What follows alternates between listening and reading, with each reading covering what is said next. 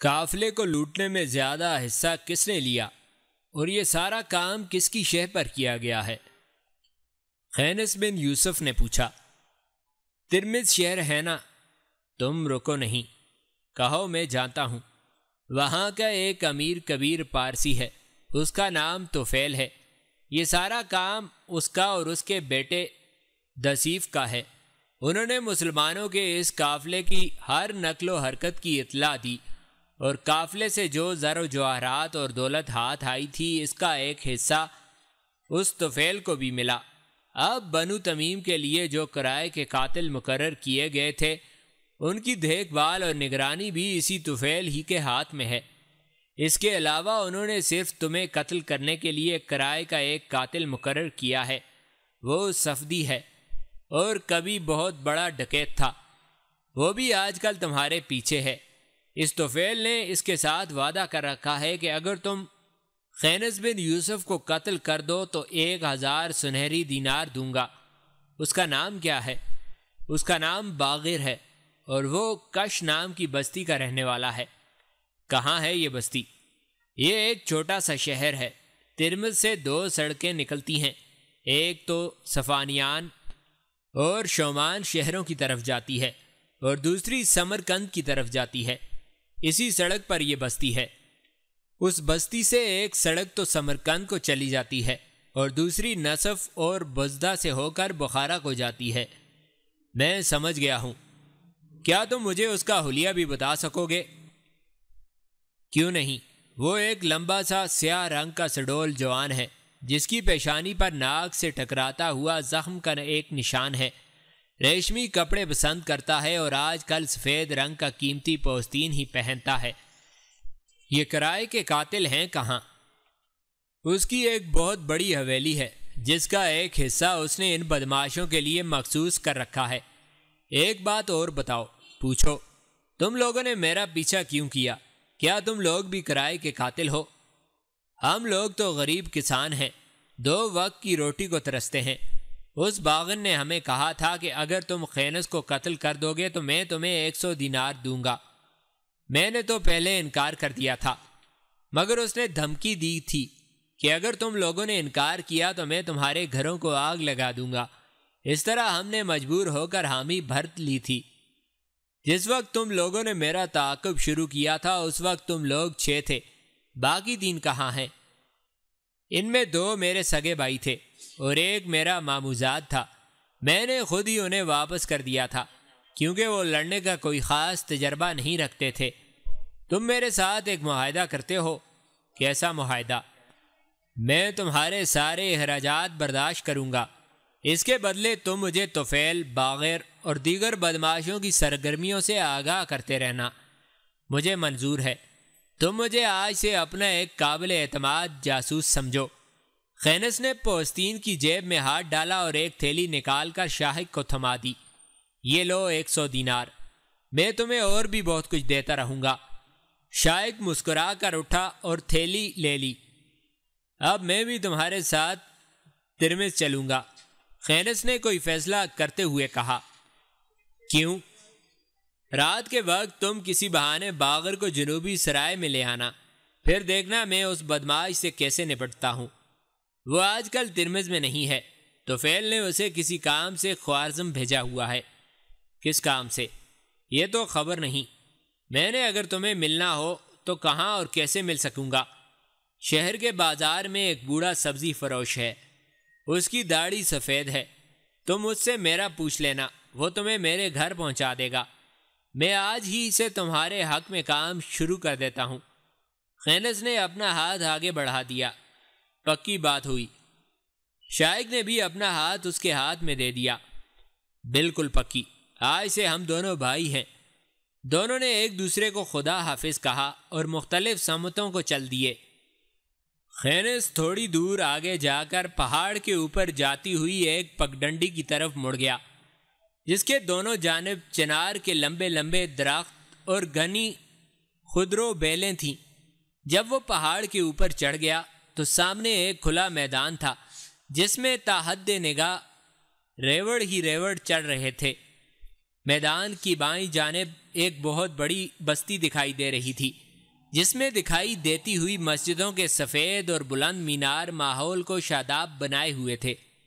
میدان میں جگہ جگہ پتھروں پر چرواہے بیٹھے ہوئے تھے جو شاہین کی طرح اپنے اپنے ریوڑ پر نگاہ رکھے ہوئے تھے۔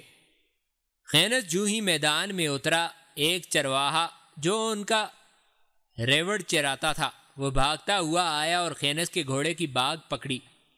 خینس نے اس کی طرف دیکھ کر مسکراتے ہوئے پوچھا، کیسے ہو تمام؟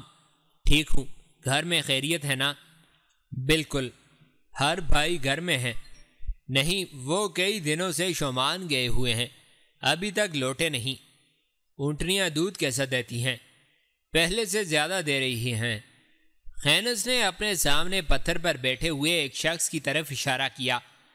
وہ تمہارے ساتھ دوسرا کون بیٹھا ہوا ہے؟ مجھے ملنے گھر سے میرا بھائی آیا ہوا ہے۔ کیا نام ہے اس کا؟ عتبہ۔ اسے کچھ دن یہیں رکھو اور خوب کھلاؤ پلاؤ۔ خینس آگے بڑھ گیا۔ تمام اسے کافی دیر تک وہیں کھڑے ہو کر دیکھتا رہا، پھر اپنے بھائی کے پاس آ کر بیٹھ گیا۔ کون تھا یہ؟ عتبہ نے پوچھا۔ جن کا میں ریوڑ چراتا ہوں۔ کیا نام ہے اس کا؟ خینس بن یوسف۔ کہاں سے آیا ہے؟ بہت لمبی داستان ہے ان کی، مجھے بھی بتاؤ، میں سننا پسند کروں گا۔ یہ 3 بھائی ہیں، بڑے کا نام احمد بن یوسف، اس سے چھوٹے کا حرب بن یوسف، اور سب سے چھوٹے کا نام خینس بن یوسف ہے۔ اس بستی میں کئی قبائل کے لوگ ہیں، مثلاً بنی تمیم ہیں، بنی بکر، بنی زبیان، بنو لخم اور بنو سلیم کے عرب بھی رہتے ہیں۔ یہ سب تاجر پیشہ ہیں، بھیڑ بکریاں اور اونٹ پالتے ہیں، اور تجارت کا بڑا ذریعہ اون، کپاس، چربی ہیں۔ بنو تمیم کا ایک تجارتی قافلہ جس میں اس کا باپ ماموں اور ماموزاد بھائی بھی شامل تھے، تجارت کی غرض سے شومان شہر کی طرف گیا تو خبر نہیں کن لوگوں نے قافلہ لوٹ لیا۔ کچھ لوگ جو لڑائی پر تل گئے تھے قتل ہو گئے اور باقی قید کر لیے گئے۔ اس کا باپ، ماموں اور ماموزاد بھائی تینوں ہی قتل ہو گئے، ان کی لاشیں بھی مل گئی ہیں۔ قید ہونے والوں کے متعلق اب مختلف افواہیں ہیں، کچھ کہتے ہیں کہ وہ سب شومان شہر میں قید ہیں، اور کچھ کا خیال ہے کہ وہ بازغیس کے حکمران کی نظر بندی میں ہیں۔ اب بنو تمیم نے اپنے سب سے زیادہ شجاع، نڈر اور لڑاکا نوجوان ان قیدیوں کا کھوج لگانے پر مقرر کیے ہیں، جن میں یہ دونوں بھائی بھی شامل ہیں، اور خینس ان سب جوانوں کا سرکردہ ہے۔ یہ کل 7 جوان ہیں جن سے موت بھی دور بھاگتی ہے۔ بعض یہ ان کی داستان ہے۔ عتبہ نے افسردگی سے پوچھا، یہ افسوسناک حادثہ کب رونما ہوا؟ کوئی 1 ماہ ہو گیا۔ ایک اور چرواہا بھی ان کی طرف آ رہا تھا، لہٰذا وہ دونوں خاموش ہو گئے۔ علی کی بات سن کر قتیبہ کے چہرے پر پریشانی کے خفیف سے تاثرات ابھر آئے۔ اس نے علی کو جانے کی اجازت دیتے ہوئے کہا، علی، تم یہ باتیں ابھی اپنے تک ہی محدود رکھو گے۔ قتیبہ نے اس کی آنکھوں میں جھانکا۔ اے مسلم کے بیٹے، تجھے اس بات کی فکر نہیں کرنی چاہیے، یہ بات مر کر بھی میرے سینے سے کوئی دوسرا نہیں سن سکے گا جب تک تیرا حکم نہ ہو۔ علی یہ کہہ کر مسکرا دیا اور پھر قتیبہ کے اشارے پر باہر چلا گیا۔ اس کے جانے کے بعد قتیبہ قدرے پریشان نظر آ رہا تھا، لیکن اس نے کسی سے اپنی پریشانی کے بارے میں کوئی بات نہ کی۔ اس کے خاص رفقا جانتے تھے کہ اس کی پریشانی کی وجہ کیا ہے، لیکن وہ یہ نہیں جانتے تھے کہ قتیبہ کیا سوچ رہا ہے یا وہ اب کیا قدم اٹھانا چاہتا ہے۔ کچھ دن سوچنے کے بعد قتیبہ نے ایک فیصلہ کیا۔ یہ فیصلہ اس کے رفقا کے لیے اچانک اور غیر متوقع تھا۔ جن حالات کا سامنا ہمیں بخارا میں کرنا پڑا ہے وہ نہایت اچانک تھے، قتیبہ نے کہا۔ ان حالات میں ہمارا سنبھل جانا کسی معجزے سے کم نہیں۔ ہمارا جاسوسی کا نظام وہاں بے نقاب ہو گیا تھا، ہم نے وہاں ان جاسوسوں کی جگہ نئے جاسوس بھیج دیے ہیں، لیکن میں ابھی بھی فکر مند ہوں۔ کس بات پر فکر مند ہے تو مسلم کے بیٹے؟ زرار بن حسین بولا، مجھے فکر اس بات کی ہے کہ ہمارے نئے جاسوس بھی وہاں محفوظ نہیں ہیں۔ قتیبہ بن مسلم نے کہا، لیکن وہ سب اپنی حفاظت کرنا جانتے ہیں اور اسی بات کی تو انہیں تربیت دی گئی ہے۔ ابو موسیٰ بولا، تمہاری بات درست ہے، لیکن اس طرح دشمن کی ساری توجہ ہماری حرکات پر لگ جائے گی اور وہ ہماری طرف سے کسی ممکنہ خطرے کی پیشبندی پہلے سے ہی کر لے گا۔ یہ بات ہمارے لیے خطرناک ہو سکتی ہے۔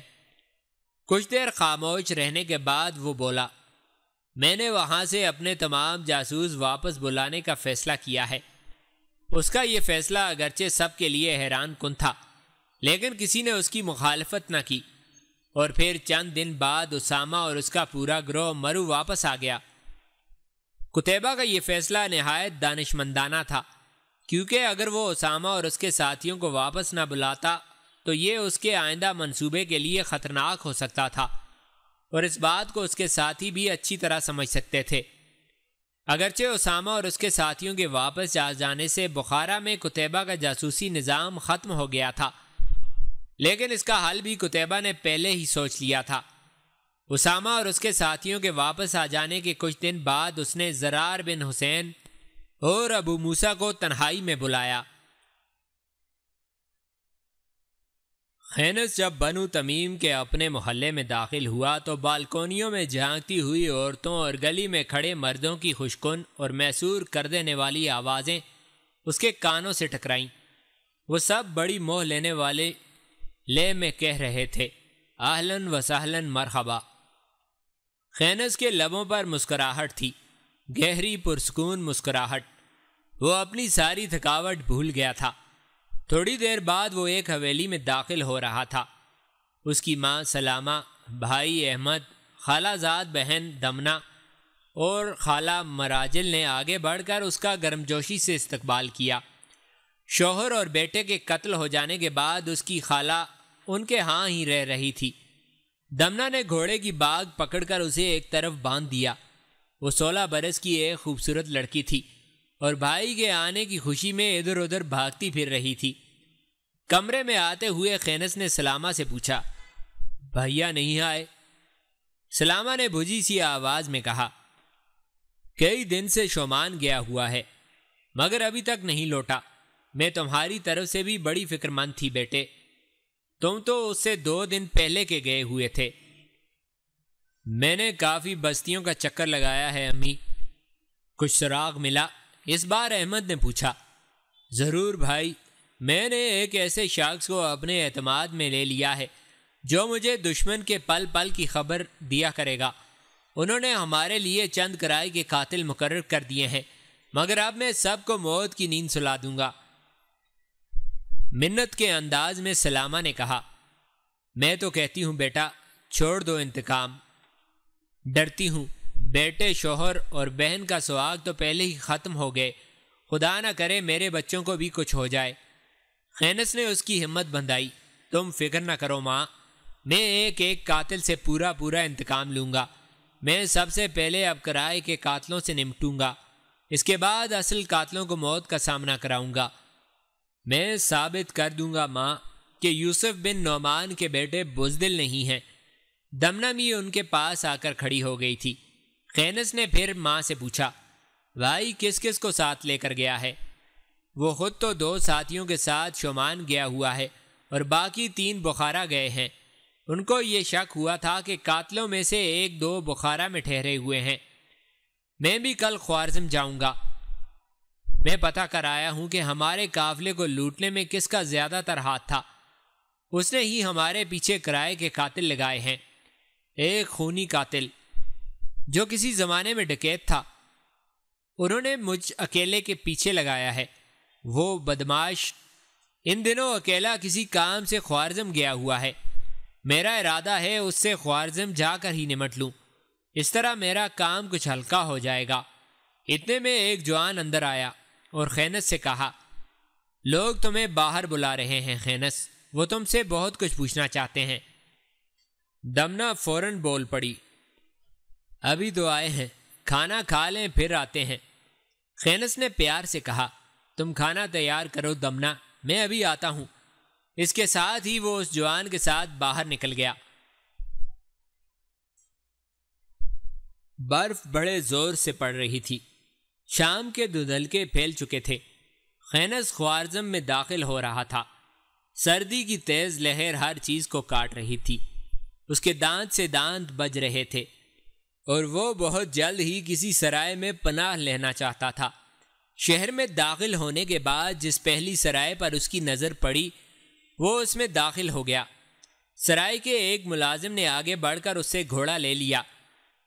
گھوڑے کو جب وہ طویلے کی طرف لے جانے لگا تو زین پر بیٹھا ہوا شاہین اڑ کر خینس کے کندھے پر بیٹھ گیا۔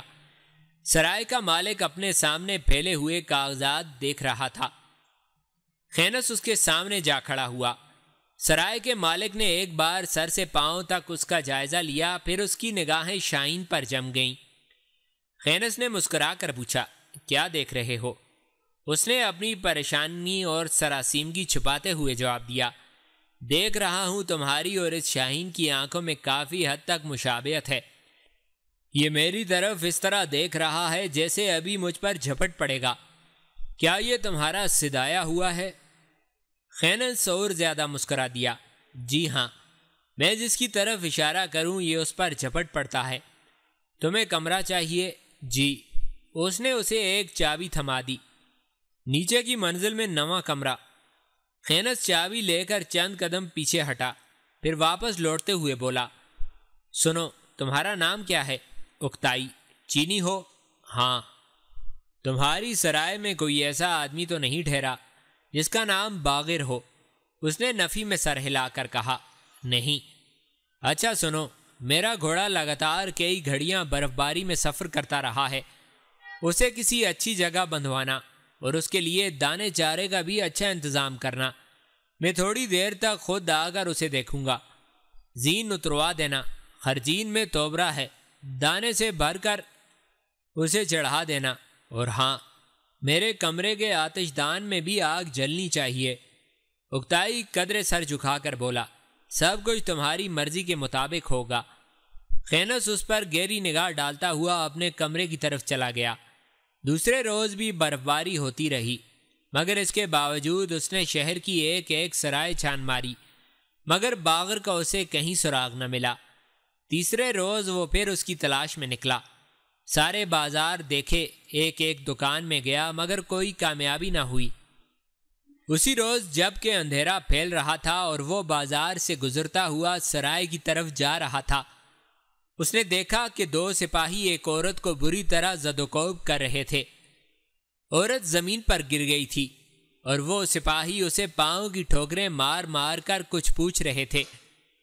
عورت جو 30 کے سن کی ہوگی بڑی کربناکی سے کراہ رہی تھی۔ خینس سے ایک بند دکان کی اوٹ میں کھڑا ہو گیا اور بائیں ہاتھ کی انگلی شاہین کے سر پر ماری۔ اس نے پر پھڑپھڑائے اور سامنے دیکھنے لگا۔ جو ہی خینس نے انگلی کا اشارہ ان دو سپاہیوں کی طرف کیا، شاہین فضا میں اڑ گیا۔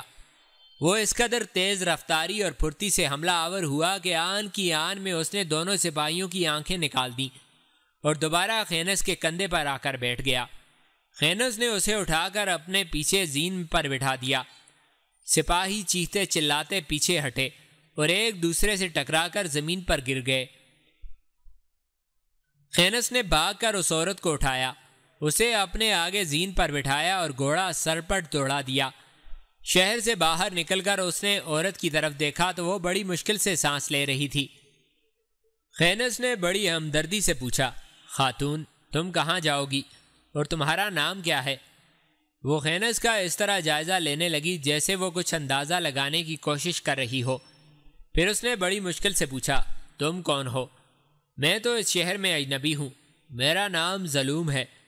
وہ سپاہی تمہیں کیوں مار رہے تھے؟ تم بھلے آدمی دکھائی دیتے ہو، میرا ایک کام کرو گے؟ ضرور کروں گا، تم کہو تو۔ سنو، خوارزم شاہ کو اس کے چھوٹے بھائی خرزاد نے تخت سے علیحدہ کر کے خود قبضہ جما لیا ہے۔ وہ ایک جابر اور سنگ دل وحشی ہے۔ یہاں کسی کی عزت اب محفوظ نہیں۔ پہلے بادشاہ کے سارے جرنیلوں کو اس نے قتل کرا دیا ہے۔ میں بھی ایک جرنیل کے ہاں ملازمہ تھی۔ اس بھیڑیے اور بہرحم خرزاد نے اسے قتل کروا دیا اور اس کا مکان گرا دیا۔ اس کی بیوی، بیٹی اور ایک غلام اپنی حویلی کے تہہ خانے میں چھپے ہوئے ہیں۔ خرزاد انہیں تلاش کرتا پھر رہا ہے، مگر کسی کو ان کا نشان نہیں ملا۔ وہ تینوں کئی دن سے بھوکے ہیں۔ آج میں ان کے لیے کچھ کھانے پینے کا سامان خریدنے آئی تھی کہ سپاہیوں نے مجھے پکڑ لیا۔ انہوں نے مجھے خوب مار پیٹ کر ان کا پتہ پوچھنا چاہا، مگر میں نے نہیں بتایا۔ دیکھو، میں مر رہی ہوں، وعدہ کرو کہ تم ان کی ضرور مدد کرو گے۔ بھاگ کر اپنی جان بچانا چاہتے ہیں اور تم ان کی مدد کر سکتے ہو۔ تم ایک بہادر اور شجاع جوان ہو۔ شاید خدا نے تمہیں اسی لیے بھیجا ہے کہ تم انہیں یہاں سے نکال کر کسی اور محفوظ جگہ پہنچا دو۔ تمہارا گھر کہاں ہے؟ میں رومی ہوں، بچپن سے ان کے ہاں ملازمہ تھی۔ اور وہ کیا ہیں؟ وہ پارسی ہیں۔ سنو، میرے پاس وقت بہت تھوڑا ہے۔ شہر سے شمال کی جانب 5 میل کے فاصلے پر ایک قصبہ ہے جس کا نام سرکوسا ہے۔ اس کے مشرقی جانب ایک چھوٹا سا ٹیلہ ہے جس پر کثرت سے چنار کے درخت ہیں۔ اس پر ان کی حویلی تھی۔ اس کی گری ہوئی دیواریں اب بھی دکھائی دیتی ہیں۔ اس کی صرف 2 دیواریں ہی کھڑی ہیں۔ جو دیوار شرقاً غرباً ہے، اس کے وسط میں باہر کی جانب دیوار سے تقریباً 10 گز پیچھے ہٹ کر ایک گول رنگ کا سیاہی مائل پتھر ہے جو زمین کے برابر ہے اور دوسرے پتھروں میں پھنسا ہوا ہے۔ وہ تہخانے کا راستہ ہے۔ تم اس پر اگر 2 بار ہاتھ مارو گے تو وہ اسے اندر سے اٹھا دیں گے۔ باہر سے وہ پتھر نہیں ہلتا۔ ظلوم سانس درست کرنے لگی۔ خینس نے پھر پوچھا، ان کے نام کیا ہے؟ جرنیل کی بیوی کا نام کراتیس، لڑکی کا نام ماروا اور غلام کا نام توانا ہے۔ وہ پتھر برف میں دب نہ گیا ہو؟ نہیں، وہاں گھنے درختوں کا سایہ ہے۔ وہ کئی دنوں سے بھوکے ہیں۔ اگر ان کی مدد نہ کی گئی تو وہ سسک سسک کر مر جائیں گے۔ کیا وہاں سپاہیوں کا پہرا تو نہیں ہوتا؟ ظلوم نے جب کوئی جواب نہ دیا تو خینس نے اسے جھنجھوڑا، مگر اس کا سر ایک طرف ڈھلک گیا۔ خینس نے اس کی نبض دیکھی تو وہ مر چکی تھی۔ خینس نے وہیں برف میں گڑھا کھودا اور اسے دفن کر دیا۔ دوبارہ وہ بازار میں آیا، ایک نان بائی کی دکان سے کھانا خریدا اور ذرا آگے جا کر کافی مقدار میں خشک پھل خرید لیے۔ ساری چیزیں اس نے خارجین میں ڈال لیں۔ سوار ہونے سے پہلے شاید اسے کسی اور چیز کا خیال آ گیا۔ دوبارہ وہ نان بائی کی دکان میں آ گیا اور گھوڑے کی زین سے بندھا ہوا مشکیزہ بھی پانی سے بھر لیا۔ شمال کی سمت وہ شہر سے باہر نکلا اور اندھیرے میں گھوڑا سر پر دوڑانے لگا۔ آنن فانن اس نے 5 میل کا فاصلہ طے کر لیا۔ اب سامنے بائیں ہاتھ ایک قصبہ آ گیا تھا۔ وہ اس میں داخل ہو گیا۔ ایک اور شخص سے پتہ کرنے پر اس کی تسلی ہو گئی کہ قصبے کا نام سرکوسا ہی ہے، مگر اسے یہ جان کر مایوسی ہوئی کہ قصبے میں کوئی سرائے نہیں ہے۔ ناچار وہ بستی سے باہر نکلا اور مشرق کی طرف بڑھنے لگا۔ تھوڑی ہی دور جا کر اندھیرے میں اسے اپنے سامنے ایک ٹیلہ دکھائی دیا۔ درختوں کے ایک گھنے جھنڈ میں وہ رک گیا۔ گھوڑے کو اس نے ایک درخت کے ساتھ باندھا اور زین سے بندھا ہوا اپنا بستر کھول کر اس نے اس کے اوپر ڈال دیا۔ خرچین اور پانی کا مشکیزہ اٹھائے وہ دبے قدموں سے پہاڑ کی طرف بڑھنے لگا۔ شاہین بھی پر پھڑپھڑا کر اس کے کندھے پر آ بیٹھا۔ ٹیلے پر کئی فٹ برف پڑی ہوئی تھی اور اب پھر ہلکی ہلکی برف گرنے لگی تھی۔ وہ بڑی احتیاط سے کام لیتا ہوا ٹیلے پر چڑھ گیا۔ اوپر جا کر اس نے دیکھا جس طرح ظلوم نے بتایا تھا بالکل اسی طرح 2 دیواریں کھڑی تھیں۔ اس نے دیوار کے وسط میں آ کر اس پتھر کی طرف جب بڑھنا چاہا تو اسے کسی کے آپس میں باتیں کرنے کی آواز سنائی دی تو وہ ذرا سنبھل گیا۔ تلوار کھینچ لی اور دیوار کی اوٹ میں ہو کر اس نے اس سمت دیکھا جدھر سے آواز آئی تھی۔ اس نے دیکھا جہاں دونوں دیواریں ملتی تھیں وہاں چھت کا کچھ حصہ ابھی تک قائم تھا اور اس کے نیچے 2 سپاہی پہرا دے رہے تھے اور آپس میں باتیں کر رہے تھے اور کچھ ان کے آس پاس ہی سوئے ہوئے تھے۔ اندھیرے میں وہ اچھی طرح انہیں گن نہ سکا، تاہم اس نے اندازہ لگا لیا کہ وہ 6 سے کسی طرح کم نہ تھے۔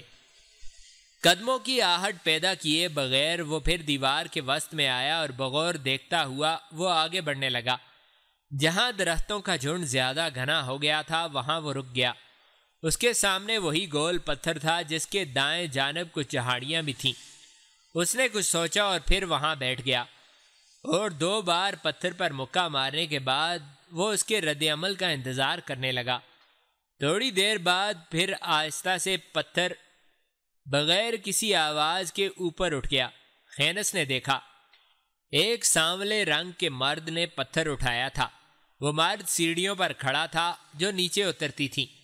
پتھر پیچھے ہٹتے ہی خینس اندر کود گیا۔ وہ مرد جس نے پتھر اٹھایا تھا اپنی تلوار چلانا ہی چاہتا تھا کہ خینس نے دھکا دے کر اسے سیڑھیوں سے نیچے گرا دیا، اور اس خیال سے کہ مبادا یہ شور نہ کرے پتھر فوراً نیچے گرا دیا۔ جو ہی وہ مرد نیچے گرا، دو عورتیں ایک طرف سے بھاگتی ہوئی آئیں، دونوں کے ہاتھوں میں تلواریں تھیں۔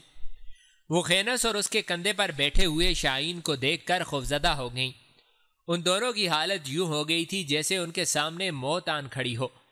خینس سیڑھیاں اتر کر نیچے آ گیا۔ وہ مرد تلوار لہراتا ہوا پھر خینس کی طرف لپکا۔ خینس نے بھی تلوار سیدھی کر لی اور بڑی نرمی سے کہا، تلوار نیام میں کر لو، میں تمہارا دشمن نہیں دوست ہوں۔ مگر اسے اعتبار نہ آیا۔ اسے شاید غصہ تھا کہ سیڑھیوں میں سے نیچے کیوں گرا دیا گیا ہے۔ وہ آگے بڑھا اور خینس پر وار کر دیا۔ خینس نے مسکراتے ہوئے اپنی تلوار پر اس کے وار کو روکا اور اس کا ہاتھ پکڑ کر جھٹکا دیتے ہوئے اسے دور پھینک دیا۔ وہ بڑی بے بسی سے پھر فرش پر گر گیا۔